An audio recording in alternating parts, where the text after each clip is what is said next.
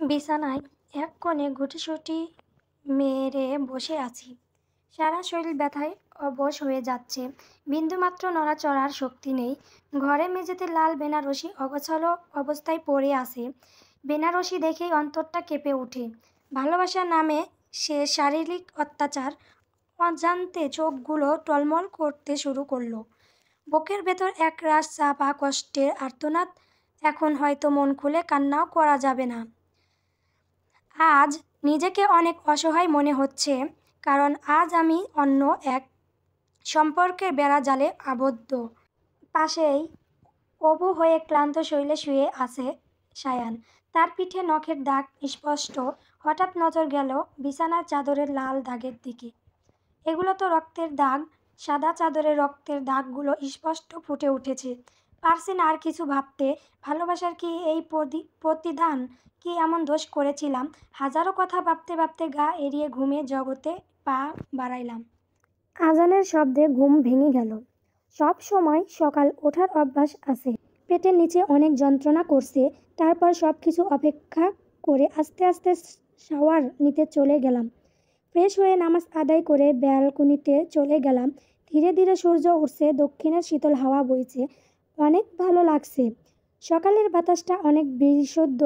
এটা মানব দেহের জন্য অনেক উপকারী। আচ্ছা সায়ান, আমার সাথে এমন করলা কেন? আমরা তো একে অপরকে অনেক ভালোবাসি। আমার জানা মতে আমি তো কোনো ভুল কাজ করিনি। সায়ান নিজেই তো বলল আমাকে আমাদের বাসর রাত অন্যদের মতো হবে না। আমরা সারা রাত গল্প করব ও আমাকে কোলে নিয়ে ছাদে চলে যাবে। দুজন মিলে চাঁদের আলো দেখব। এত এত স্বপ্ন, এত এত আশা, সব কি তাহলে বৃথা? ও কি আমার সাথে ছলনা করছে? ও কি আমাকে ভালোবাসে না? ও যদি আমাকে সত্যিই ভালোবাসতো তাহলে কাল রাতে আমার সাথে এরকম আচরণ করতো না। এমন ব্যবহার করার অর্থ কী? তাহলে কি আমাকে এখন আর আমাকে ভালোবাসে না? 3 বছরের সম্পর্ক পূর্ণতা পেয়েও কি ফলাফল এমন মুমূর্ষু হবে? হঠাৎ দরজার আওয়াজে ধ্যান ভেঙে গেল। হয়তো সায়ান উঠে গেছে। আমি তাড়াতাড়ি ঘরে গেলাম। যা ভেবেছিলাম সায়ান ওয়াশরুমে গেছে, আমিও সুযোগ বুঝে তাড়াতাড়ি চাদরটা চেঞ্জ করে নিলাম। তারপর তার রেডি হওয়ার জন্য প্রয়োজনীয় সরঞ্জাম দিয়ে রান্নাঘরের উদ্দেশ্যে বের হলাম। সবার আগে কফি বানাতে হবে। সায়ানের আবার কফি ছাড়া ঘুম ভালো মতো ভাঙে না। কিছু রান্না করতে না পারলেও কফিটা ভালোই বানাই আমি। রান্নাঘরে আমার শাশুড়ি মা চা বানাচ্ছে। মাকে সালাম করলাম। আরে বৌমা, এই সময় এখানে কি? আসলে ওনার জন্য কফি বানাতে এসেছিলাম। তো তোমার উনিটা কে গো? মানে আসলে হয়েছে, আর লজ্জা পেতে হবে না, আর তোমার কফি বানাতে হবে না। কাজের লোক আছে, ঠিক সময়ে পৌঁছে দিবে। কিন্তু কোনো কিন্তু না, চলো আমার সাথে, বলেই হাত ধরে ড্রয়িং রুমে নিয়ে আসলেন। তখনই সায়ান সিঁড়ি বেয়ে নামতে বলল, মাম্মাম আমাকে কফি দাও। মাথাটা অনেক ব্যথা করছে, আর আমি তো আমার সায়ানকে দেখতে ব্যস্ত। এত সুন্দর কেন? লাল খয়েরি শার্ট আর কালো জিন্স পরেছে। অল্পতেই অনেক সুন্দর দেখাচ্ছে। কিন্তু আমি তো সাদা শার্ট আর ব্লু জিন্স দিয়েছিলাম, ওইটা পরলো না কেন? সায়ান কি কোনো কারণে আমার উপর রেগে আছে? খেতে বস, সব দিচ্ছি। কিন্তু এত সকালবেলা কোথায় যাচ্ছিস? এত সকাল কোথায়? 9টা বাজতে চলেছে, আর আমার অফিস আছে। বিয়ের পরের দিন কেউ অফিস যায়?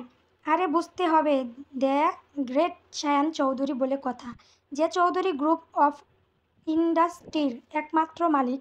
বুঝলে শাইলা, তোমার ছেলে তো আমাকেও ছুটি দিয়ে দিয়েছে।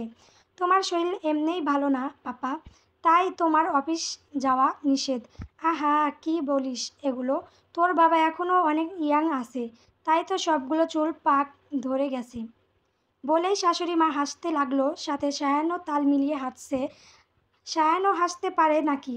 3 বছরের রিলেশনে 3বার হাসতে দেখছি, কি না সন্দেহ আছে? বৌমা, তোমার হাত দুটো এদিকে দাও। আমি কোনো কথা না বলে আমার হাত দুটো তার দিকে বাড়িয়ে দিলাম। উনি দুটো বালা আমার হাতে পরিয়ে দিল। এগুলো আমার শাশুড়ি মা আমি যখন বউ হয়ে এ বাড়িতে এসেছিলাম তখন আমাকে দিছিল। আজ আমি এই বালা দুটো তোমাকে দিয়ে আমার ছেলের বউ হিসেবে তোমাকে স্বীকৃতি দিলাম। সংসারের সব দায়িত্ব তোমাকে দিলাম। এখন থেকে এটা আমার সংসার না, তোমার সংসার। তুমি তোমার সংসার দেখে রেখো মা। আমি আমার শাশুড়ি মায়ের কথা শুনে কি বলবো ভেবে পাচ্ছি না। সবাইকে অনেক খুশি, কিন্তু সায়ানের মুখটা কেমন জানি হয়ে গেল, অনেকটা গম্ভীর টাইপ। আমার প্রতি বিরক্তি স্পষ্ট। মাম্মাম, তুমি কি চাও আমি না খেয়ে চলে যাই? সেটা হবে কেন? এই তো নে, খাওয়া শুরু কর। সবার সাথে খাওয়া দাওয়ার পর্ব শেষ করে গুছিয়ে রাখলাম। পরে ঘরে গিয়ে শায়ানকে খুঁজতে রাখলাম পরে ঘরে গিয়ে শায়ানকে খুঁজতে লাগলাম। শায়ান নাকি অফিসে চলে গেছে। শায়ান কি আমাকে একবারও বলে যাওয়ার প্রয়োজন বোধ মনে করলো না? শায়ানের এমন ব্যবহার যে আমাকে তিলে তিলে শেষ করে দিচ্ছে। আমি তো এই শায়ানকে ভালোবাসিনি। খাটে হেলান দিয়ে বসে বসে সব চিন্তা করছি যে শায়ান ঘন্টায় ঘন্টায় ফোন দিয়ে আমার খবর নিত, তাই এই অবহেলা কিভাবে মেনে নিয়ে পারি। এমন হাজারো কথা মাথায় ঘুরপাক খাচ্ছে। আস্তে আস্তে ঘুমের দেশে বিলীন হয়ে গেলাম। সন্ধ্যা হয়ে গেছে, শায়ানের এখনো কোনো খবর নেই। দূর, কোনো কিছুই ভালো লাগছে না। শায়ান অফিসে যে গেল, একটা ফোনও করলো না। কতটা স্বার্থপর হয়ে গেছে। একদিনে ভাবা যায় এগুলো? আমি মন খারাপ করে বসে আছি, তখন আমার ননদিনী শাইনা আসলো। সরি ভাবি, আমার বান্ধবী অনেক অসুস্থ ছিল, হাসপাতালে ভর্তি ছিল, তাই তোমাদের বিয়েতে আমি থাকতে পারি না। তুমি কি আমার সাথে রাগ করে আসো? আরে না, আমি একদমই রাগ করিনি। তাহলে এভাবে মন খারাপ করে বসে আসো কেন? বাবা মায়ের জন্য খারাপ লাগছে কি? একটু একটু লাগছে। শোনো, মন খারাপ করে বসে থেকো না তো, আসো আমরা দুজন মিলে ছাদে যাই। এখন তো সন্ধ্যা হয়ে গেছে, এখন ছাদে যাব? আরে সন্ধ্যা হয়েছে তো কি হয়েছে? আসো ছাদে গিয়ে দুজন আড্ডা দেই। তোমার ভাই চলে আসলে আমাকে যদি না দেখে রাগ করবে হয়তো। ওহো, সেটা নিয়ে তুমি একদম চিন্তা করো না। আমি ভাইয়াকে বলবো আমাদের ভালো লাগছিল না, তাই আমরা দুজন ছাদে গিয়ে আড্ডা দিচ্ছিলাম। আচ্ছা ঠিক আছে, তাহলে চলো। আমার মনটা ভালো হয়ে গেল।